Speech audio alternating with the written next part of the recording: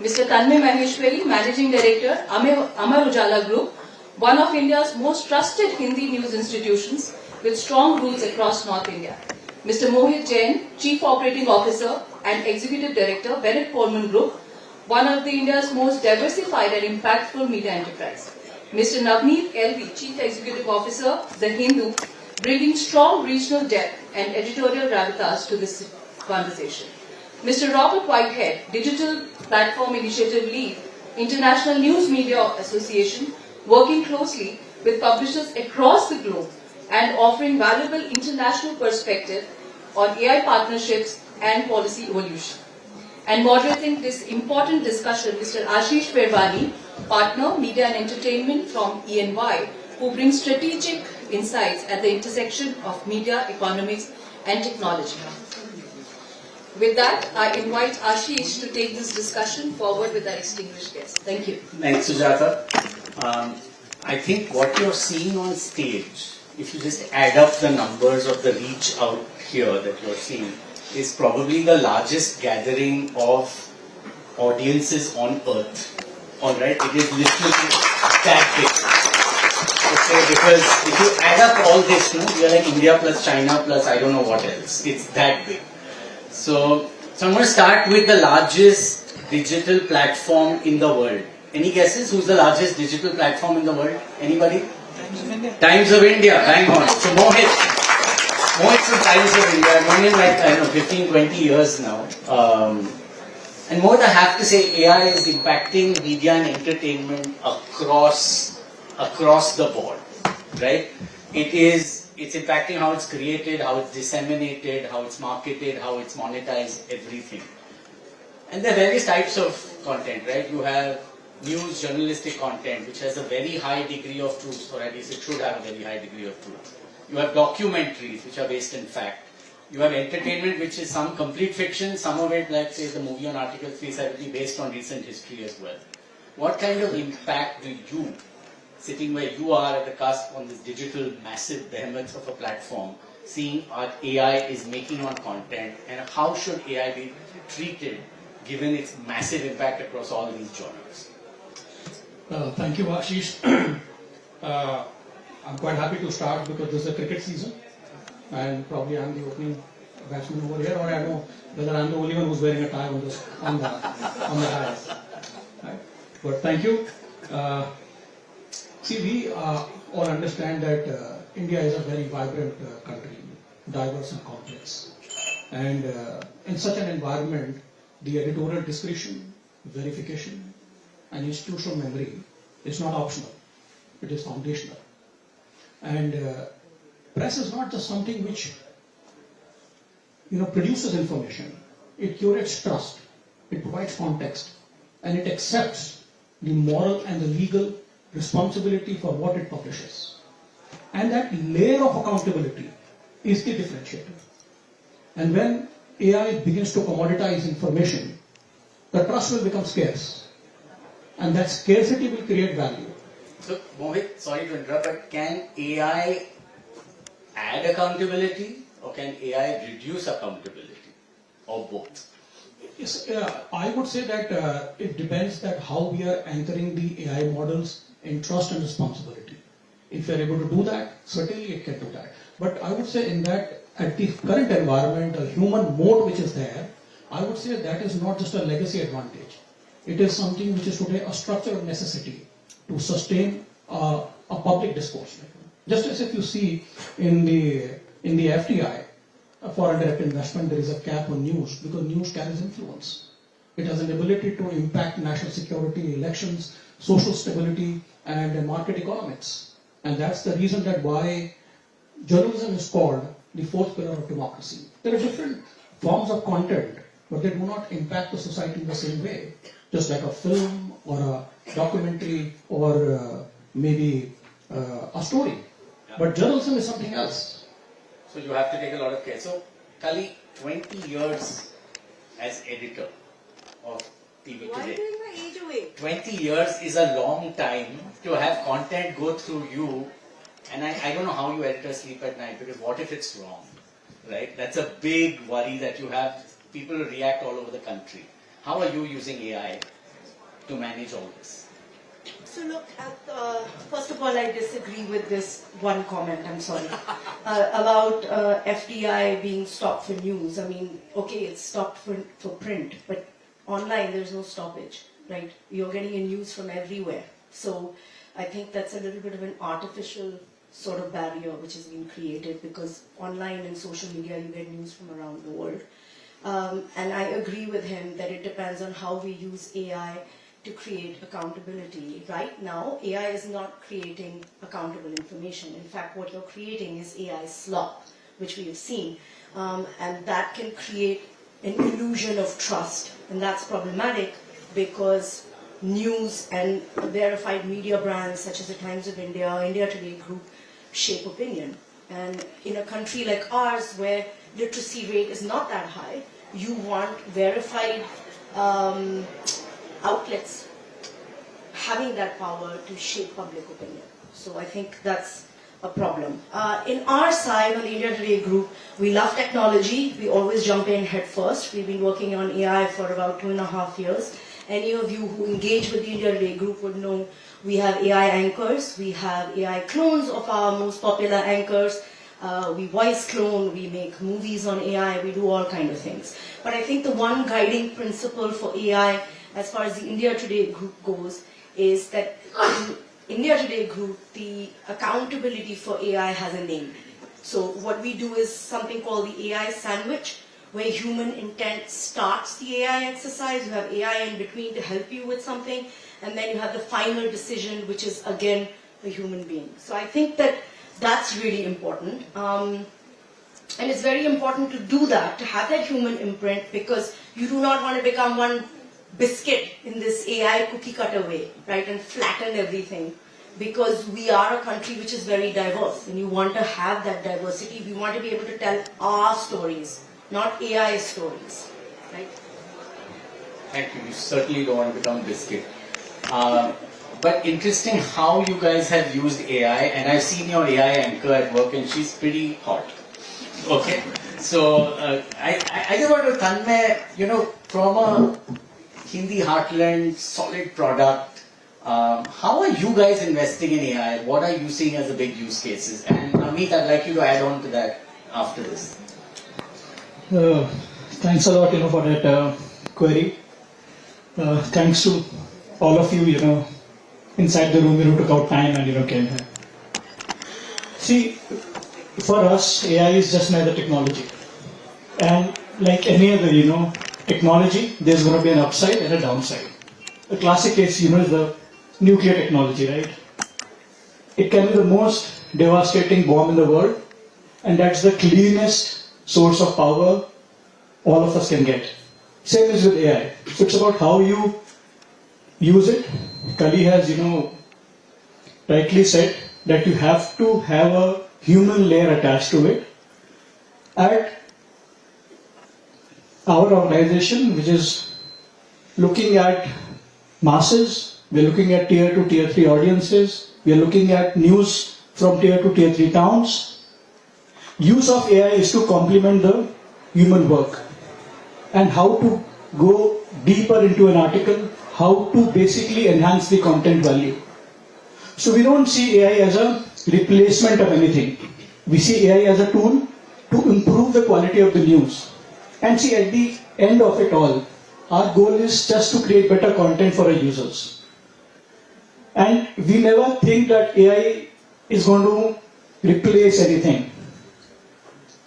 Content layer is the most important layer in this entire AI engine. So there is data layer, processing layer, application layer, power energy layer.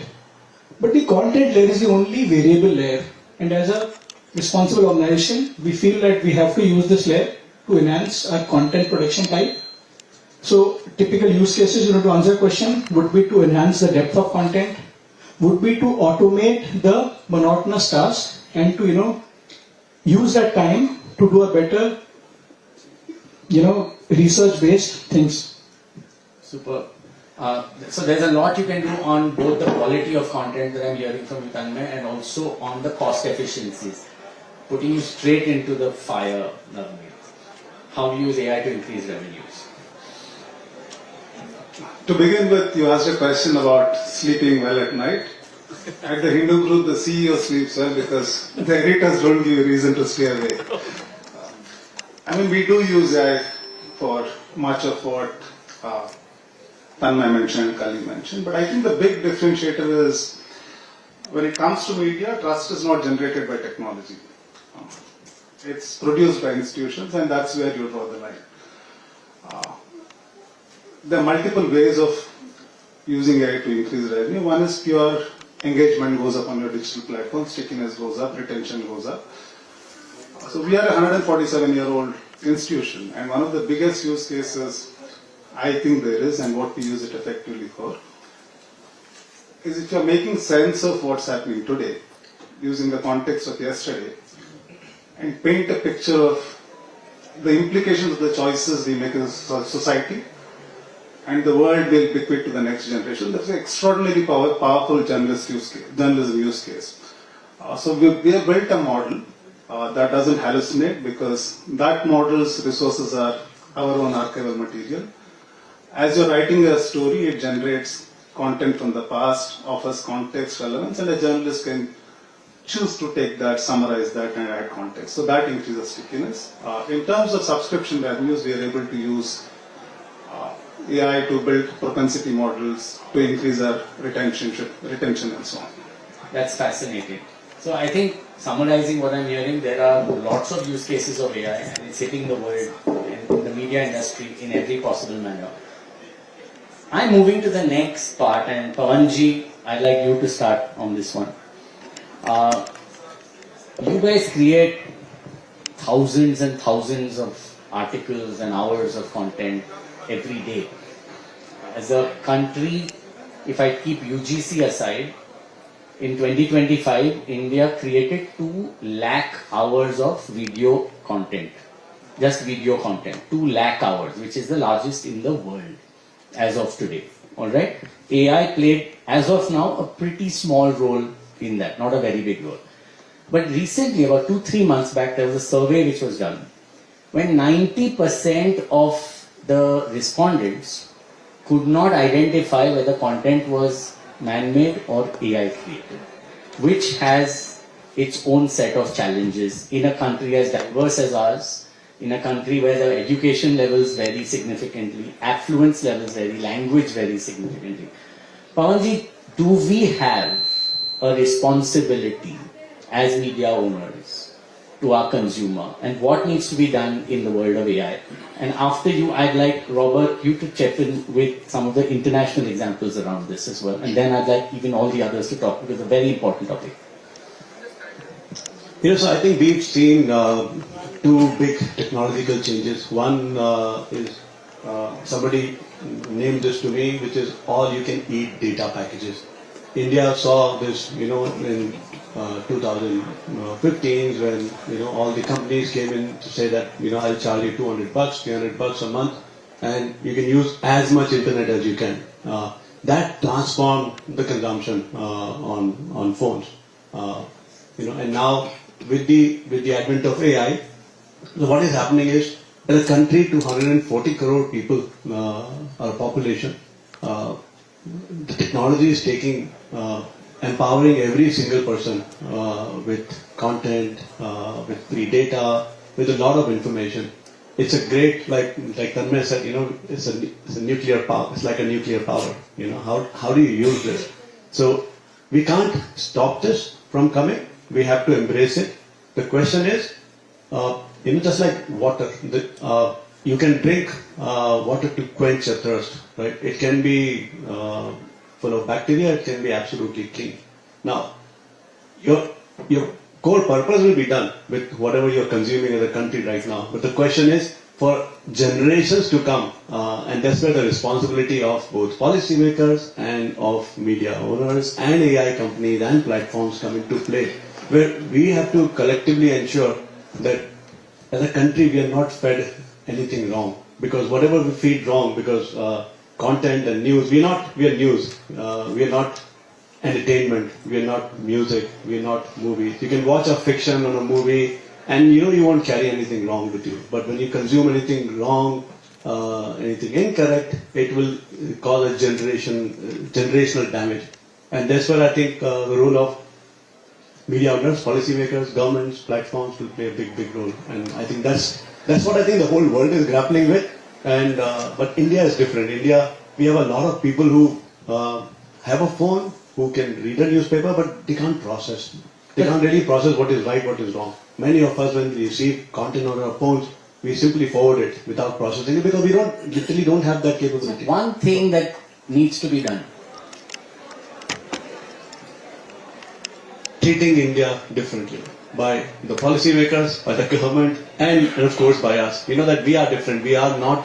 This country is not made up of a tier 1 towns. It's made up of tier 1, tier 2, tier 3, tier 4, tier 5 towns, and it cannot. And all those people cannot be. We cannot assume that everybody is the same. Everybody has different education levels, different understanding, and it has to have a special treatment. Rob? With the greatest respect, and I come from the world's second best cricket nation, I just wanted to put that out. India is no different. You are already drinking AI water full of bacteria. And people in this room and around the globe don't know the difference between what's making them sick and what's not. Because unlike a medical condition, misinformation, disinformation, or just wrong information accidentally trained in a model can spread around the world 3 million times before your reporters get out of bed in the morning. We have a problem, Houston. AI is already trained on all the biggest English language models on incorrect information. Now, laws will change.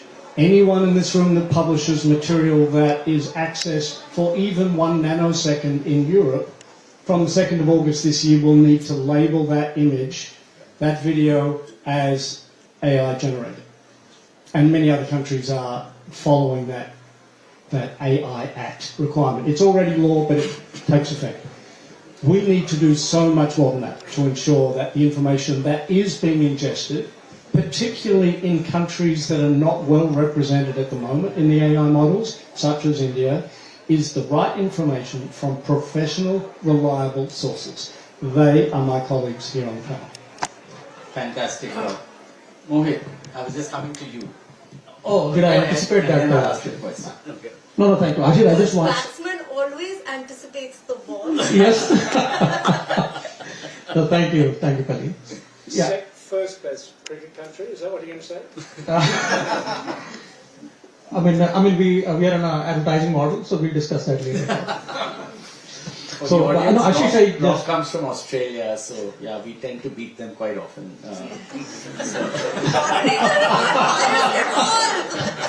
No, then this panel is going in a different direction. Ashish, I'll give the mic back to Rob then. Not according to AI, you do not win. Yeah. Okay, now Ashish, just a quick add-on thought to that.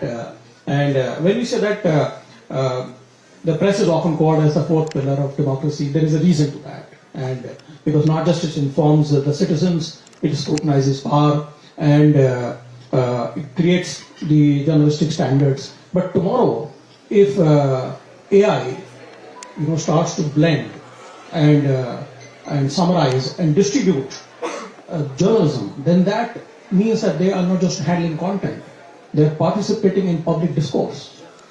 And anything that begins to participate in a democratic process, then it deserves a different standard of care. What needs to be done? No, I would say that there is a combination of what we said earlier, that presently a human moat is something which is essential to do the governance part of that.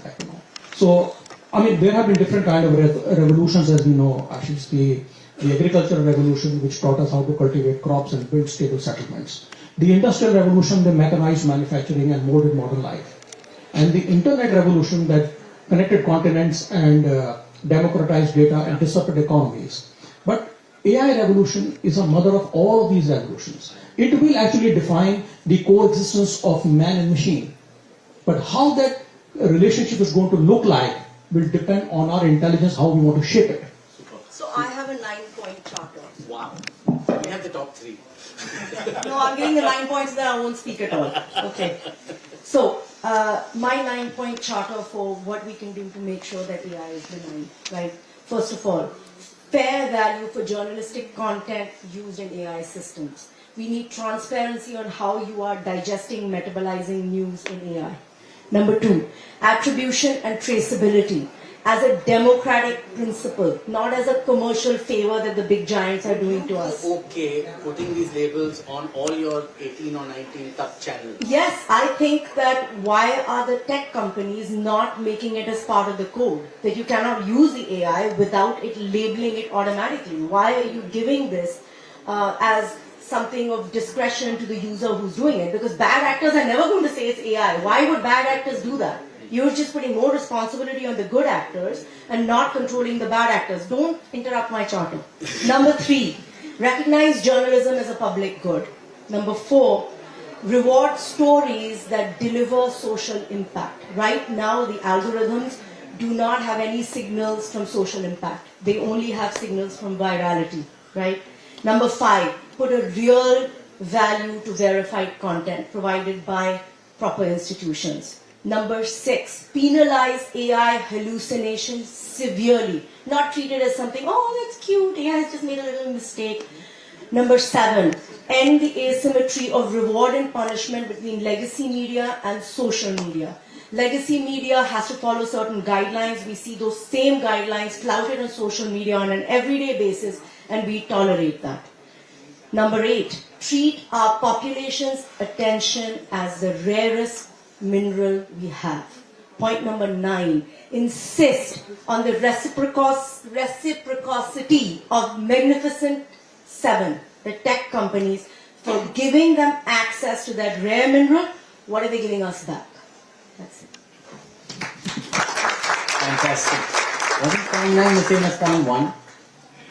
No. Remuneration. No, but fair value is different to what you give them in access. That isn't just media, right? Fair point. Okay. I want to take one of your points, and Naveed, I'd like you to specifically answer this. Because you're like the guy closest to the equator out here, the most balanced.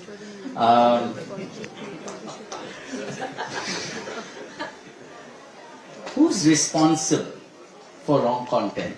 I'm saying wrong content. I'm not saying AI content. Is it the creator of the content? Is it the guy who posts it or distributes it on any media channel? Or is it the platform who carries it? That's a tough question and also philosophical, right? Now, one could even ask, is the person who consumes that wrong content and believe it to be true, where does the fault lie? So while tough to find fault, it's easier to have mechanisms in place to fix responsibility. Platform should be responsible. Now, if legacy media is responsible for the content we put out, editor is held to very high standards, platform should be held to the same high standards.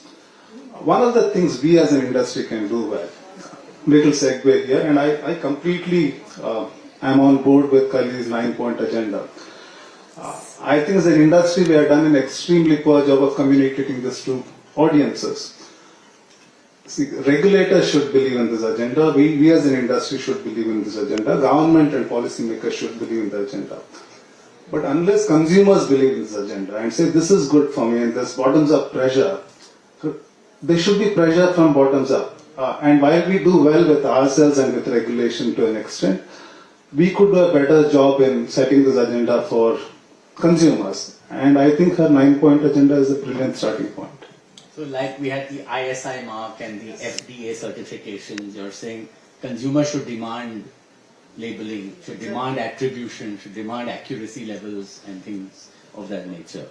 Sorry, Moj, you want to say something? No, just a quick one line on that only, Ashish. See, when you say that who takes the responsibility, is it the content creator or the platform? So I would just say that responsibility in that case has to be centered at all stages. See, if you do not ingest a credible, high quality original content, then what Kalli also talked about, the hallucinations, it is bound to happen. And that is where we are saying that the journalistic content is not like a free floating content on the internet. It is something which is intellectual property. It gets created with investment, with infrastructure, with talent. And I would just like to say that data has to be contracted. It cannot be surrendered. That's a very important point. Again, point 1, point 9, data contribution structure. You're getting a flavor of the session here very clearly. Pawanji, moving on to you. You provide content for the heartland of this country, right? Lots and lots of very wealthy states where you're present in. And you are worked in states where governments swing in and out. And, the GDP and per capita incomes vary significantly. A lot of the public opinion in your states is currently being driven by AI tools that are built on foreign models, foreign LLMs. Is there really, according to you, a need for a sovereign stack that India should invest in? Because you're working in so many different languages, and in Mohit, you too, you're working across so many different languages, you guys as well, right? What's the need for an India sovereign AI stack?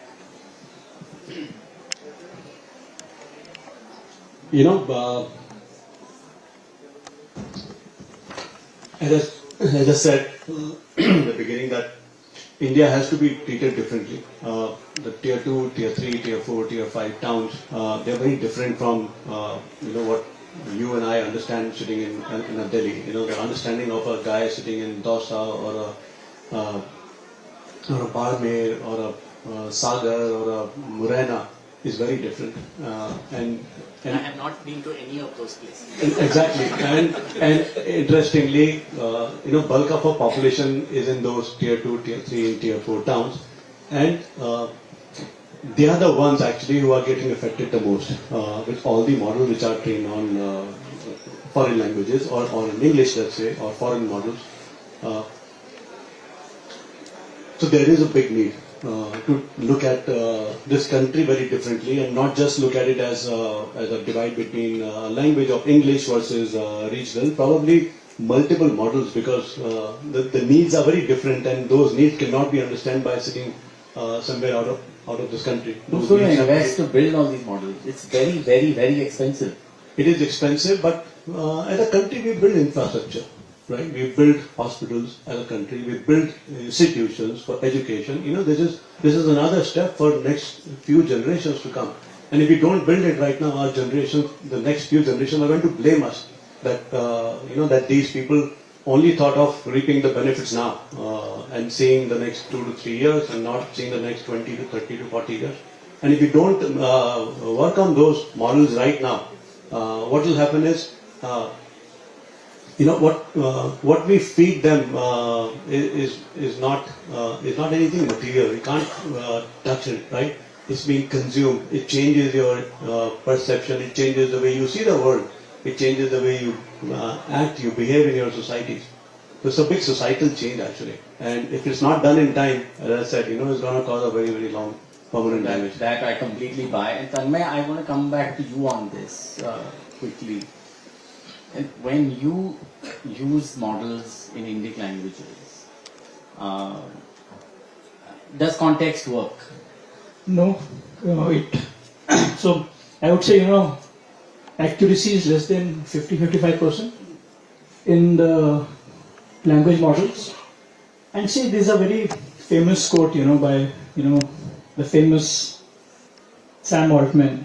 And, he said that AI will lead to the end of the world. But till then, we'll make some great companies. Now, it can be a dark humor, for all of us. But whenever, we build for tomorrow, day after tomorrow, for our, children, right?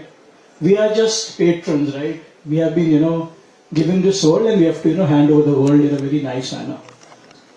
So, Kalli's 9-point agenda is great, and I thought that how can we actually get it done, right? How do we, execute it?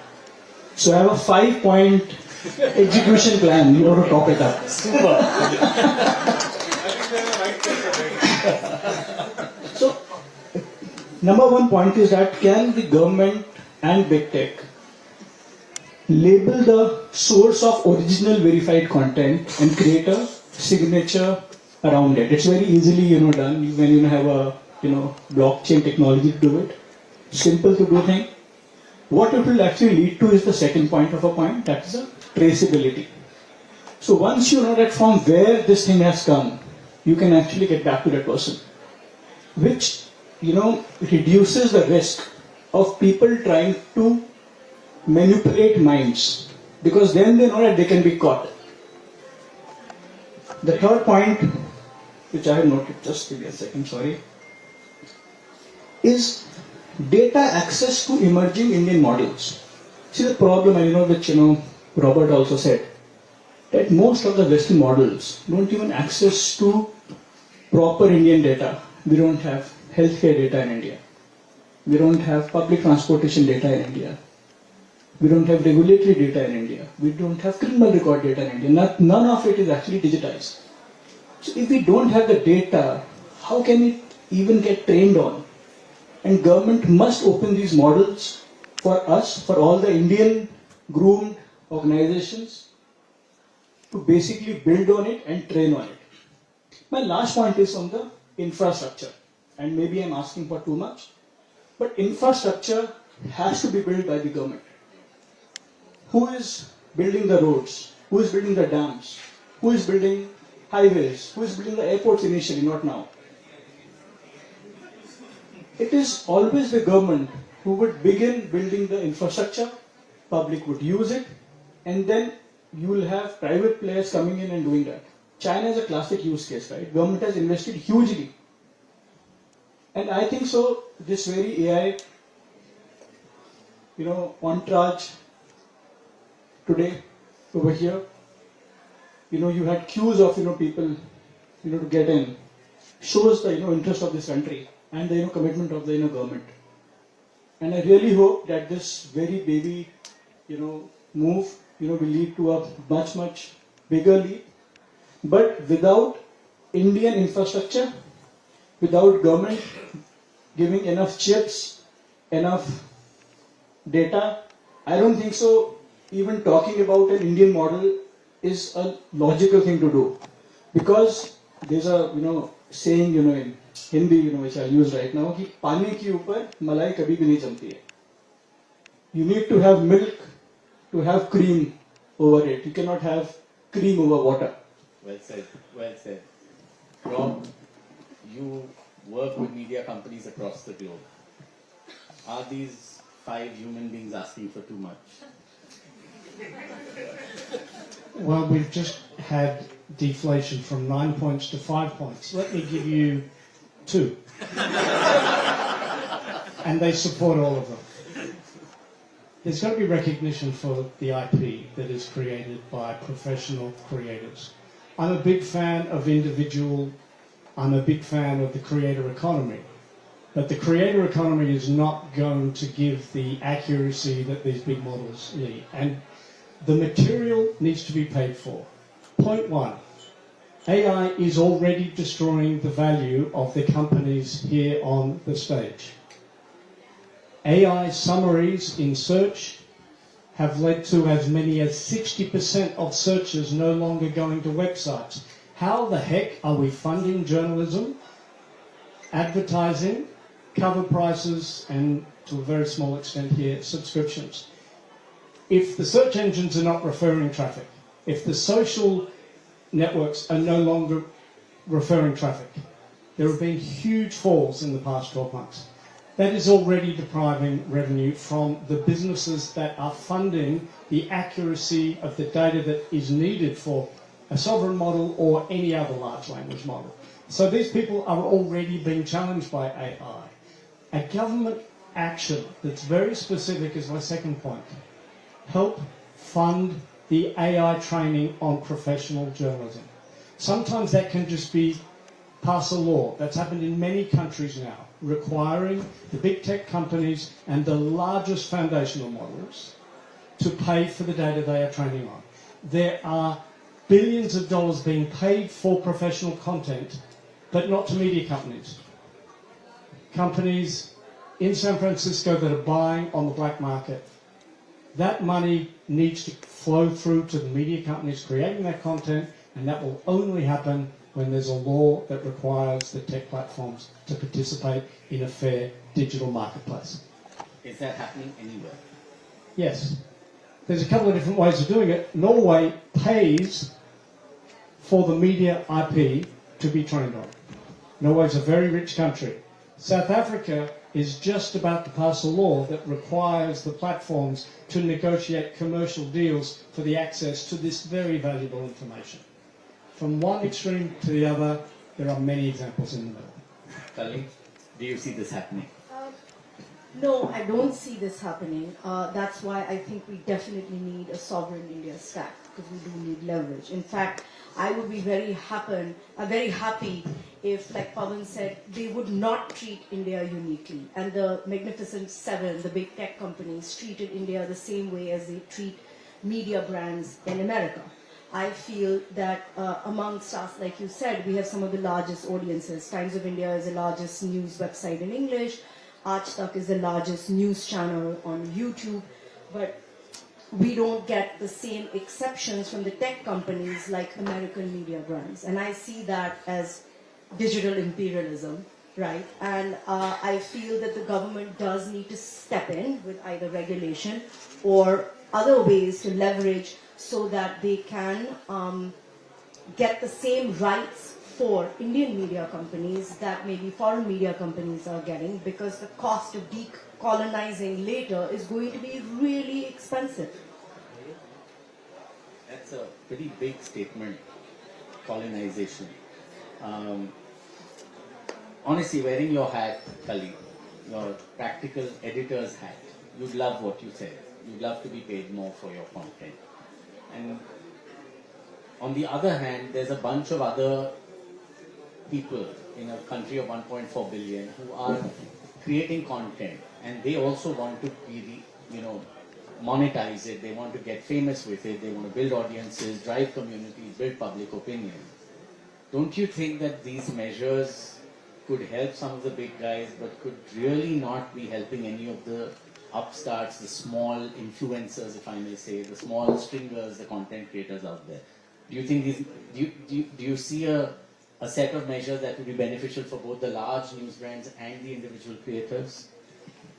I think that having a common set of rules that applies towards truth and what is credible and what is verified between creators and news organizations have to be slightly different, right? Because creators are creating content which can be fantastical, and they should do it. Why not? And they are making money from it. I don't have a problem with that. I don't have a problem with influencers having an opinion, but I do have a problem with influencers parasiting on original content made by the legacy brands. In the end, we are the guys who are funding the reporters to go out and break the original story on the basis of which maybe an influencer will take a point of view, may use our footage, may turn it around the way they want, and which is fine too. But then we are not getting credited for it, we are not getting any payment for it, and over a period of time, how will we sustain those reporters? And if we don't have original stories,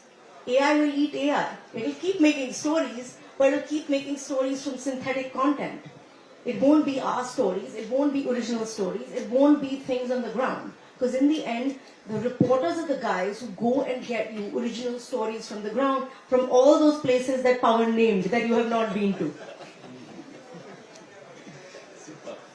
What you wanted to add to this? No, I was just saying, Ashish, that one is the content creators versus the publishers, and then the big tech.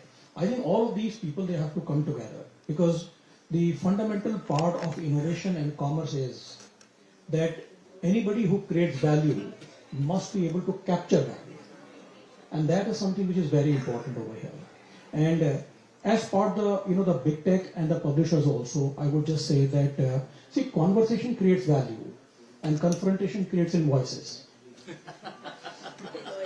Invoices of lawyers and some consultants. Thank you very much. Yeah.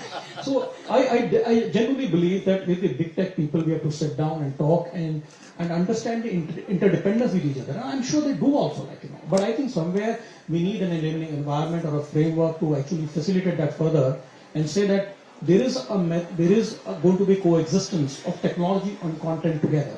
And if you're able to do that, then I think it is up to the determination of a fair negotiated value, that how we can take this forward. Because these free markets are not just the ideological abstractions, because they're the mechanisms to discover value and allocation of capital and sustained quality standards. So we unfortunately don't have anyone from big tech to give their point of view, but I think Rob, you had something you want to add. So arguably the best large language model in the world at the moment is Anthropic's Claude.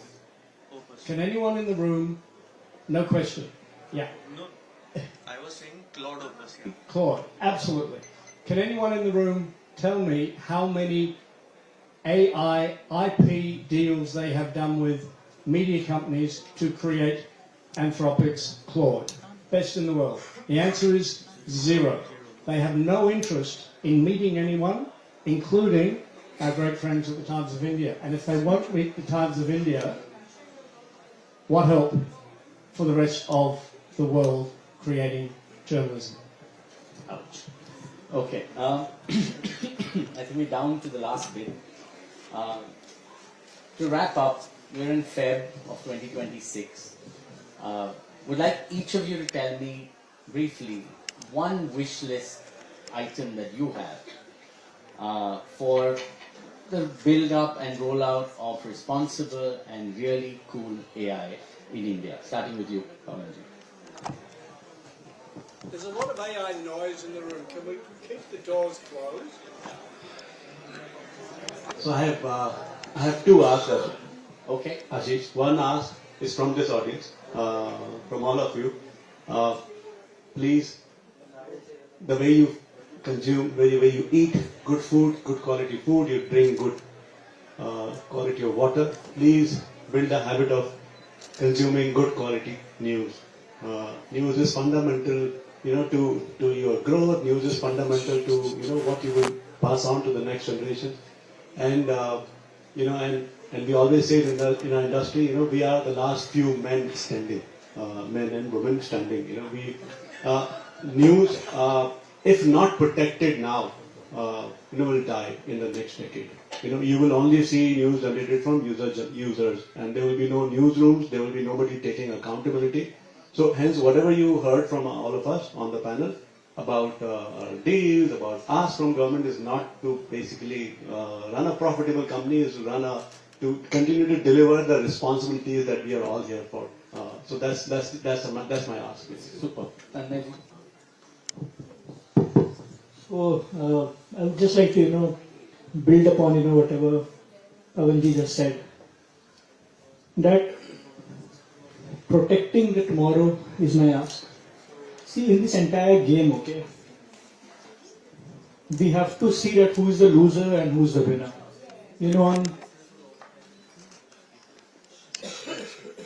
Thank you. So, on the one side, you have the big tech, who is definitely, winner, okay. US economy has 26% contribution to the world's GDP, but they have 65% contribution to the world index of the stock market. So this is the valuation of those companies, okay, who are feeding on our consumers. I feel that yes, if it is not done, media companies will be at a loss, but the biggest loss will be to the consumer. Because just like we have a right to good air, good water, good food, good education, we have a right to right and correct information, and information of our choice. You can't force me to believe that elephant has 5 legs. You can't put me into an information bubble all the time. So my only ask is that we have to treat consumer as the ultimate king, and he is the ultimate king, and build an entire organization, policy framework, regulatory framework, partnership with the big tech to solve for the consumer.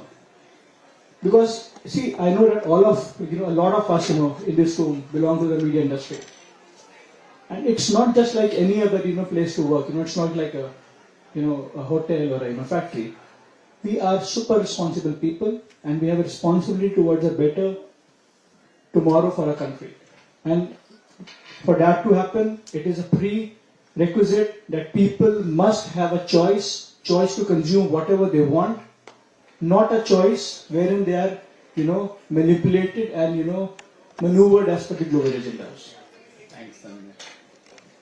Yeah, I have two small lines. One is more of our wish, and the second is more my wish. Okay. Our wish is to find the right revenue models and fair share revenue agreements to ensure journalism is a force for the greater good, which is something we have always done and which is something we'll always do. And my wish is somebody who's involved in this business of news and has the privilege of working for an extraordinarily respected organization, is to ensure that I'm always in a position to prioritize long-term trust over short-term efficiency and productivity. Well said. Mohit. I would say, Ashish, that my wish is that the media will always remain trust-led. When everything can be generated and almost everything can be made to look real, then attribution will matter, and the sources of truth will matter, and the readers will remember that who stood for the truth when it mattered the most. And in such cases, if AI can help in deepen that trust, bring back the readers to the habit of thoughtful reading, and amplify credible voices, then technology will strengthen journalism and not weaken it. And on a personal level, if I say that I see something very profoundly human in the AI promise, that perhaps it can take away loneliness. It can provide comfort and companionship if it was really anchored with trust and responsibility to provide connection and comfort to millions. Brilliant, Mohit. I love that twist. Rob. I've only got 9 points. One of the themes of this summit is harnessing AI's power to be able to improve society. There are so many ways to do that. This summit is barely going to touch them all. And everyone on this stage is part of that upside. But it can't happen at the same time as something else so valuable in society is destroyed. Destroyed through negligence. Governments, regulators, politicians do have a role to bring the tech platforms to negotiation so that the funding models for our journalism can be preserved, expanded, and society thrives. Super. Okay, it wasn't 9. So my wish is that India wins the cricket test team, and that my 9-point charter with Tanmay's 5 points of execution come into play. Thank you. Super. I think we've had a great panel. I'm just summarizing what I'm taking away. Firstly, we owe it to consumers to do right by them. And that means labeling, building regional LLMs, accreditation of sources, accreditation of AI tools, all of that. We owe it to the consumers of media content. Secondly, we need to build LLMs for the future. Otherwise, our subsequent generations will have someone to point and blame us for the lack of what we should have done in building that infra for them. And third, we need a sovereign AI stack at some level, and it needs to have customer at the core. It needs to have the consumer at the core. Otherwise, it's not going to serve the purposes of a democracy like India. I had a wonderful time moderating an absolutely brilliant panel. People, please put your hands together for them. I think they did a wonderful talk, a lot of very vivid statements. Thank you very much. Have a great day. Have a great session. Jai Hind.